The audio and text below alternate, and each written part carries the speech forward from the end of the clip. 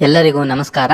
ನಾನು ಇವತ್ತು ಕರಾರಿನ ಉಲ್ಲಂಘನೆಗಾಗಿ ದೊರೆಯುವ ಪರಿಹಾರಗಳು ಯಾವುವು ಎಂಬುದರ ಬಗ್ಗೆ ಈ ವಿಡಿಯೋದಲ್ಲಿ ತಿಳಿಸುತ್ತಾ ಇದ್ದೀನಿ. ಮೊದಲಿಗೆ ಭಾರತೀಯ ಕರಾರು ಕಾಯಿದೆ 1872ರ ಅಡಿಯಲ್ಲಿ ಒಪ್ಪಂದದ ಉಲ್ಲಂಘನೆಯ ಸಂದರ್ಭದಲ್ಲಿ ಬಾಧಿತ ವ್ಯಕ್ತಿಗೆ ವಿವಿಧ ಪರಿಹಾರಗಳು ಲಭ್ಯವಿವೆ.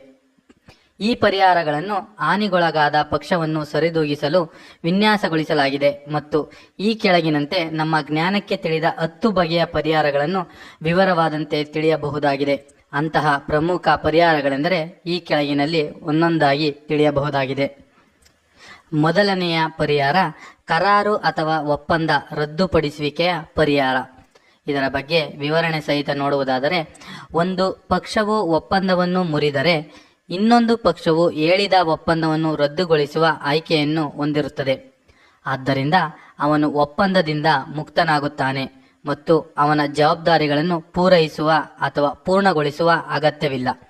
ಒಪ್ಪಂದದ ಅಡಿಯಲ್ಲಿ ಕೆಲವು ಪ್ರಯೋಜನ ಅಥವಾ ಪ್ರಯೋಜನವನ್ನು ಪಡೆಯುವ ಬಾಧಿತ ಪಕ್ಷವು ಅದನ್ನು ಅವನು ಪಡೆದ ವ್ಯಕ್ತಿಗೆ ಮರು ಸ್ಥಾಪಿಸಲು ಬದ್ಧನಾಗಿರುತ್ತಾನೆ.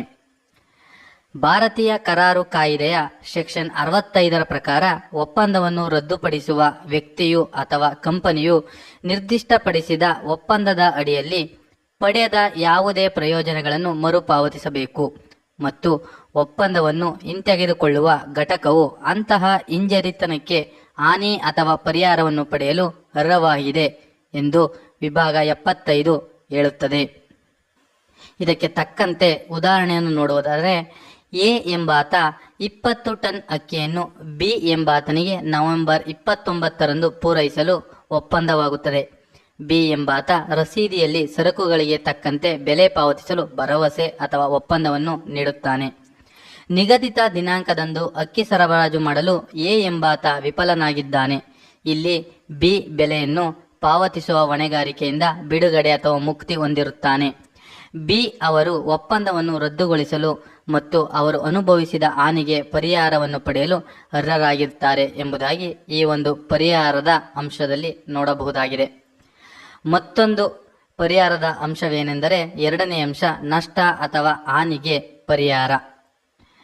ಇಲ್ಲಿ ವಿವರಣೆ ಸಹಿತ ನೋಡುವುದಾದರೆ, ಭಾರತೀಯ ಕರಾರು ಕಾಯಿದೆಯ ಸೆಕ್ಷನ್ 73 ಸ್ಪಷ್ಟವಾಗಿ ಹೇಳುವುದಾದರೆ, ಇತರ ಪಕ್ಷವು ಭರವಸೆಗಳನ್ನು ಉಲ್ಲಂಘಿಸಿರುವುದರಿಂದ ಅನುಭವಿಸಿದ ಪಕ್ಷವು ಸಾಮಾನ್ಯ ವ್ಯವಹಾರದಲ್ಲಿ ಅವರಿಗೆ ಉಂಟಾದ ನಷ್ಟ ಅಥವಾ ಹಾನಿಗೆ ಪರಿಹಾರವನ್ನು ಪಡೆಯಬಹುದು.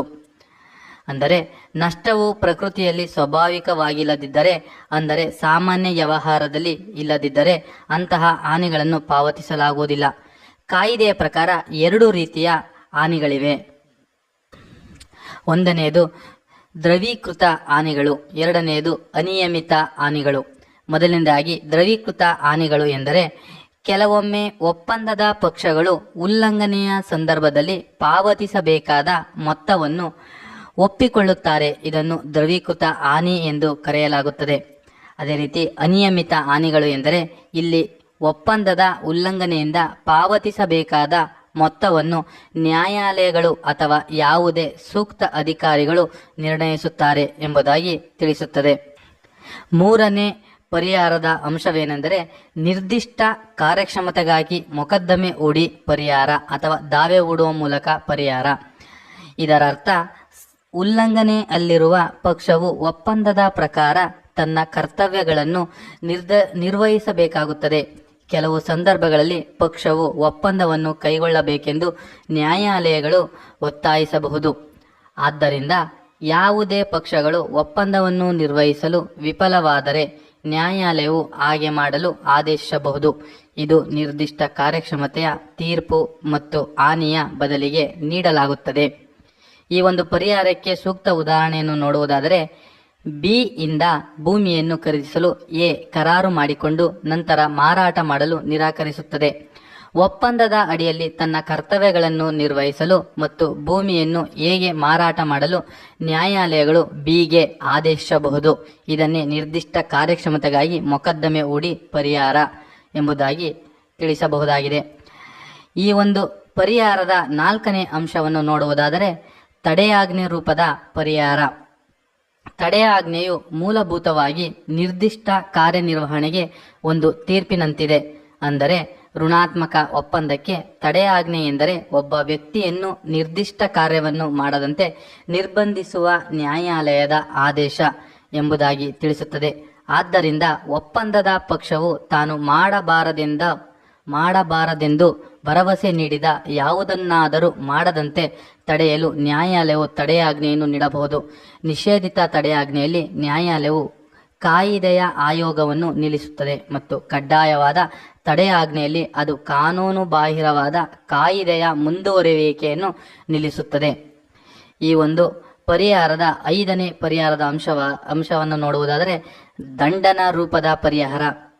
ಇದರ ಬಗ್ಗೆ ವಿವರಣವನ್ನು ನೋಡುವುದಾದರೆ ಒಪ್ಪಂದದಲ್ಲಿನ ದಂಡ ಷರತ್ತು ಉಲ್ಲಂಘನೆಗೆ ದಂಡವಾಗಿ ನಿರ್ದಿಷ್ಟ ಮೊತ್ತವನ್ನು ಪರಿಹಾರ ಮಾಡಲು ಬಾಧಿತ ವ್ಯಕ್ತಿಗೆ ಅವಕಾಶ ನೀಡುತ್ತದೆ. ಇದಕ್ಕೆ ಸೂಕ್ತವಾದ ಉದಾಹರಣೆಯನ್ನು ನೋಡುವುದಾದರೆ ಬಿಗಾಗಿ ನಿರ್ಮಾಣ ಯೋಜನೆಯನ್ನು ಸಮಯಕ್ಕೆ ಸರಿಯಾಗಿ ಪೂರ್ಣಗೊಳಿಸಲು ಎ ವಿಫಲವಾದರೆ ಎ ವಿಳಂಬವಾದ ದಿನಕ್ಕೆ ರು. ದಂಡವನ್ನು ಪಾವತಿಸಬೇಕಾಗಬಹುದು. ಇದನ್ನು ದಂಡನ ರೂಪದ ಪರಿಹಾರ ಎಂಬುದಾಗಿ ಇದರ ಪರಿಹಾರದ ಅಂಶವಾಗಿ ತಿಳಿಯಬಹುದಾಗಿದೆ. ಮತ್ತೊಂದು ಪರಿಹಾರದ ಅಂಶವನ್ನು ನೋಡುವುದಾದರೆ ಮರುಸ್ಥಾಪನೆ ಕಲ್ಪಿಸುವ ಮೂಲಕ ಪರಿಹಾರ. ಇದರ ವಿವರಣೆಯನ್ನು ಈ ಕೆಳಗಿನಂತೆ ತಿಳಿಯಬಹುದಾಗಿದೆ. ಈ ಪರಿಹಾರವು ಒಪ್ಪಂದವನ್ನು ಮಾಡುವ ಮೊದಲು ಪಕ್ಷಗಳನ್ನು ತಮ್ಮ ಮೂಲ ಸ್ಥಾನಗಳಿಗೆ ಮರುಸ್ಥಾಪಿಸುವ ಗುರಿಯನ್ನು ಹೊಂದಿದೆ. ಈ ಒಂದು ಪರಿಹಾರ ಅಂಶಕ್ಕೆ ಸೂಕ್ತ ಉದಾಹರಣೆಯನ್ನು ನೋಡುವುದಾದರೆ ಒಂದು ಅನೂರ್ಜಿತ ಒಪ್ಪಂದದ ಅಡಿಯಲ್ಲಿ ಎ ತಪ್ಪಾಗಿ ಬಿಗೆ 50,000 ರೂಪಾಯಿಗಳನ್ನು ಪಾವತಿಸಿದರೆ ಹಣವನ್ನು ಮರುಪಡೆಯಲು ಎ ಮರುಪಾವತಿಯನ್ನು ಪಡೆಯಬಹುದು. ಇದನ್ನೇ ಮರುಸ್ಥಾಪನೆ ಕಲ್ಪಿಸುವ ಮೂಲಕ ಪರಿಹಾರದ ಯೋಜನೆ ಅಥವಾ ಪರಿಹಾರವಾಗಿ ನೋಡಬಹುದಾಗಿದೆ. ಈ ಒಂದು ಉಲ್ಲಂಘನೆಯ ಪ್ರಮುಖ ಪರಿಹಾರದ 7ನೇ ಅಂಶವನ್ನು ನೋಡುವುದಾದರೆ ನಾಮಮಾತ್ರ ಹಾನಿಗಳ ಪರಿಹಾರ. ಇದರ ವಿವರಣೆಯನ್ನು ನೋಡುವುದಾದರೆ ಉಲ್ಲಂಘನೆ ಆದಾಗ ಅಲ್ಪ ಪ್ರಮಾಣದ ಪರಿಹಾರವನ್ನು ನೀಡಲಾಗುತ್ತದೆ. ಆದರೆ ಯಾವುದೇ ನಿಜವಾದ ನಷ್ಟವು ಸಾಬೀತಾಗಿಲ್ಲ ಅಥವಾ ನಿಜವಾದ ನಷ್ಟವು ಸಂಭವಿಸಿರುವುದಿಲ್ಲ. ಉದಾಹರಣೆಗೆ ಇದಕ್ಕೆ ನೋಡುವುದಾದರೆ ಏನು ಬಿ ಒಂದಿಗಿನ ಒಪ್ಪಂದವನ್ನು ಉಲ್ಲಂಘಿಸಿದರೆ ಆದರೆ ಬಿ ಯಾವುದೇ ಹಣಕಾಸಿನ ನಷ್ಟವನ್ನು ಅನುಭವಿಸದಿದ್ದರೆ ಉಲ್ಲಂಘನೆಯನ್ನು ಒಪ್ಪಿಕೊಳ್ಳಲು ನ್ಯಾಯಾಲಯವು ರು. 1 ನಾಮಮಾತ್ರ ಹಾನಿಯನ್ನು ನೀಡಬಹುದು. ಇದನ್ನು ನಾಮಮಾತ್ರ ಹಾನಿಗಳ ಪರಿಹಾರ ಎಂಬುದಾಗಿ ಈ ಒಂದು ಉದಾಹರಣೆ ಸಹಿತ ವಿವರವಾದಂತೆ ತಿಳಿಯಬಹುದಾಗಿದೆ. ಮತ್ತೊಂದು ಉಲ್ಲಂಘನೆಯ ಪರಿಹಾರದ ಅಂಶವಾಗಿ ನೋಡುವುದಾದರೆ ಕ್ವಾಂಟಮ್ ಮೆರುಹಿಟ್ ಅಥವಾ ಭಾಗಶಃ ಉಲ್ಲಂಘನೆಗೆ ಪರಿಹಾರ ಎಂಬುದಾಗಿ 8ನೇ ಅಂಶವಾಗಿದೆ. ಇದರ ವಿವರಣೆಯನ್ನು ನೋಡುವುದಾದರೆ ಒಪ್ಪಂದವನ್ನು ಭಾಗಶಃ ನಿರ್ವಹಿಸಿದಾಗ ಮಾಡಿದ ಕೆಲಸ ಅಥವಾ ಸಲ್ಲಿಸಿದ ಸೇವೆಗಳಿಗೆ ಪರಿಹಾರ.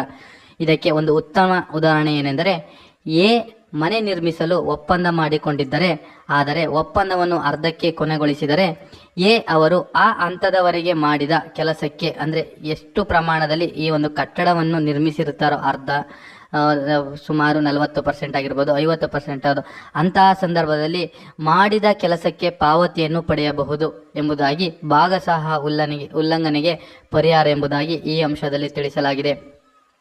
ಮತ್ತೊಂದು ಪರಿಹಾರದ ಅಂಶ 9ನೇ ಅಂಶವಾಗಿದ್ದು ಅದು ಮಾರ್ಪಾಡು ಅಥವಾ ಸರಿಪಡಿಸುವಿಕೆಯ ಮೂಲಕ ಪರಿಹಾರವಾಗಿದೆ. ಪಕ್ಷಗಳ ನಿಜವಾದ ಉದ್ದೇಶವನ್ನು ಪ್ರತಿಬಿಂಬಿಸಲು ನ್ಯಾಯಾಲಯವು ಡಾಕ್ಯುಮೆಂಟ್ನಲ್ಲಿ ಅಥವಾ ದಾಖಲೆಗಳಲ್ಲಿ ತಿದ್ದುಪಡಿಯನ್ನು ಆದೇಶಿಸಬಹುದು. ತಪ್ಪಾದ ಕಾರಣ ಒಪ್ಪಂದವು ಒಪ್ಪಿದ ನಿಯಮಗಳನ್ನು ಸರಿಯಾಗಿ ವ್ಯಕ್ತಪಡಿಸದಿದ್ದರೆ ಅನ್ವಯಿಸುತ್ತದೆ. ಅಂದರೆ ಕೆಲವೊಂದು ಬಗೆಯಲ್ಲಿ ಕಾನೂನಿನ ಚಟುವಟಿಕೆಗಳಿಗೆ ಸರಿಯಾದ ರೀತಿಯಲ್ಲಿ ಒಪ್ಪಂದವಾಗದಿದ್ದರೆ ಆ ಒಪ್ಪಂದಕ್ಕೆ ಅನುಗುಣವಾಗಿ ಕೆಲವೊಂದು ತಿದ್ದುಪಡಿಗಳನ್ನು ಮಾಡುವ ಮುಖಾಂತರ ಒಪ್ಪಂದಗಳನ್ನು ಮಾರ್ಪಡಿಸುವ ಮುಖಾಂತರ ಪರಿಹಾರಗಳನ್ನು ನೀಡುವುದು ಈ ಒಂದು ಪರಿಹಾರದ ಅಂಶವಾಗಿದೆ. ಕೊನೆಯದಾಗಿ 10ನೇ ಅಂಶದ ಪರಿಹಾರದ ಅಂಶವನ್ನು ನೋಡುವುದಾದರೆ ಬಡ್ಡಿ ರೂಪದ ನಷ್ಟ ಪರಿಹಾರದ ಅಂಶ. ಇದರ ವಿವರಣೆಯನ್ನು ನೋಡುವುದಾದರೆ ಉಲ್ಲಂಘನೆಯಿಂದ ಹಣದ ಬಳಕೆಯು ನಷ್ಟಕ್ಕೆ ಪರಿಹಾರ. ಇದಕ್ಕೆ ಸೂಕ್ತ ಉದಾಹರಣೆಯನ್ನು ನೋಡುವುದಾದರೆ ಏನು ಒಪ್ಪಿದ ದಿನಾಂಕದಂದು ಸರಕುಗಳಿಗೆ ಬೀನು ಪಾವತಿಸಲು ವಿಫಲವಾದರೆ ಏನು ಮಿತಿ ಮೀರಿದ ಮೊತ್ತದ ಮೇಲೆ ಬಡ್ಡಿಯನ್ನು ಪಡೆಯಬಹುದು ಎಂಬುದಾಗಿ ಈ ಒಂದು ಪರಿಹಾರದ ಅಂಶದಲ್ಲಿ ತಿಳಿಯಬಹುದಾಗಿದೆ. ಒಟ್ಟಾರೆಯಾಗಿ ಮೇಲಿನ 10 ಬಗೆಯ ಅಥವಾ ಈ ಅಂಶಗಳ ಆಧಾರದ ಮೇಲೆ ಈ ಪರಿಹಾರಗಳು ಹಾನಿಗೊಳಗಾದ ಪಕ್ಷದ ಹಕ್ಕುಗಳನ್ನು ರಕ್ಷಿಸಲು ಮತ್ತು ಉಲ್ಲಂಘನೆಯ ಸಂದರ್ಭದಲ್ಲಿ ನ್ಯಾಯವನ್ನು ಖಚಿತಪಡಿಸಿಕೊಳ್ಳಲು ಗುರಿಯನ್ನು ಹೊಂದಿದೆ ಎಂಬುದಾಗಿ ತಿಳಿಯಬಹುದಾಗಿದೆ.